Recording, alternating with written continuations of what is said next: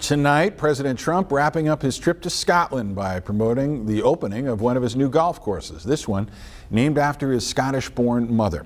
While overseas, the president's continuing to discuss global issues. Torian Small recaps the latest busy day on this overseas trip.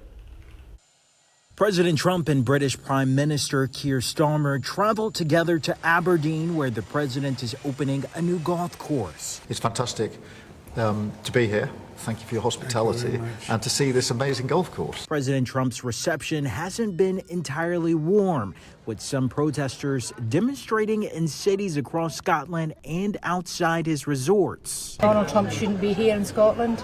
He's a convicted felon.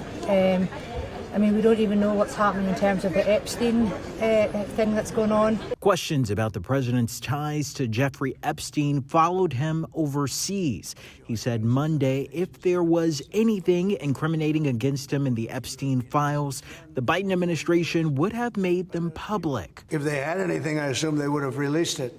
The whole thing is a hoax. The president is also using this four-day trip to Scotland to discuss global issues impacting America and its allies, including the wars in Gaza and Ukraine. Trump and Prime Minister Starmer addressed feeding starving people in Gaza. Both of us know that we have to get to that ceasefire and we have to increase humanitarian aid in. And on Ukraine, the president says he's speeding up a timeline from 50 days to about 12 for Russia to agree to a ceasefire or face consequences. If you know what the answer is going to be, why wait?